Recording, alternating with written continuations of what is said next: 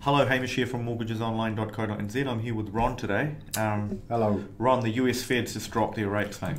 Right. Okay. So, what does that mean for an investor, or if you're looking at trading up?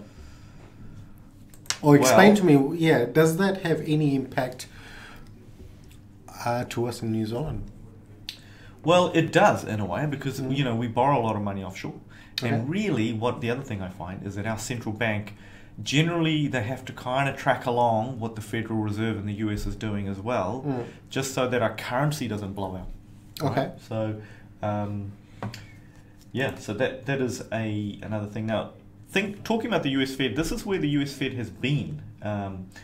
If you go along this little nicely presented graph here by the New York Times, you'll see that rates in the last crash, they almost got to, that number is zero, right? So that was flat for a long time. And just after around 2016, the US Federal Reserve started on a tightening cycle, right?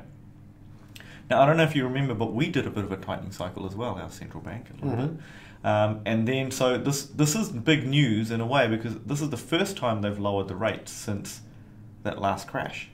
So look, what it could mean is that as an investor, you might be, you might see lower rates for longer, interest rates. Does that mean it's going to go down further? If you look at the trend? Yeah, I guess it just comes down to how they feel about how the economy is doing. Right? That's a pretty bit of a cop-out question, but my own feeling, just my gut feeling, is I think they'll probably have to go down a bit more, especially with the global situation at the moment, with trade wars and things like that possibly around the corner. The central banks are there to help, right? Yeah. They're there to kind of smooth out any big downturns. And so ideally they'd like to act preemptively. Yeah. They'd like to, because there's a bit of a lag from when they make a movement to how it plays out in the economy.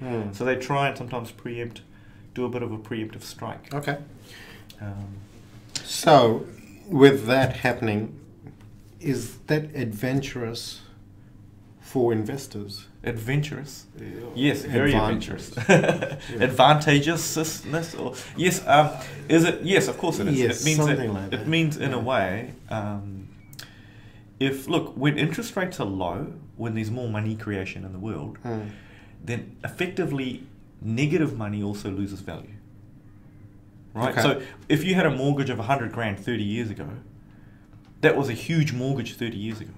But today, the same number means hardly anything. Now, why is that? Well, I can explain why that is, and I'm always happy to do that on a one-to-one, right? But this is when interest rates are low and encouraging money lending, this is when that debt gets lesser in weight, right? So, it's a number of these things that add up to become that, to become 100 grand debt that doesn't feel like anything like it did 30 years ago.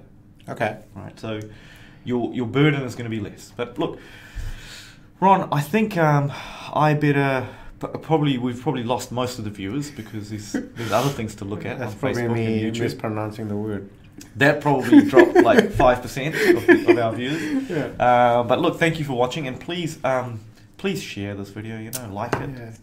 We're desperate, aunties, right? uncles. We're desperate, aren't we, for likes and shares? Gosh. Yeah, do that. Yeah. He's trying to lose his hair. Comment as well if you want any more videos like this. Yeah. Comment about anything you want to comment about. Nothing to do with hair. That's not a very interesting topic at all, Rod. Hey, you never know. You might get something. Well. Anyway, thanks for watching. Thank you.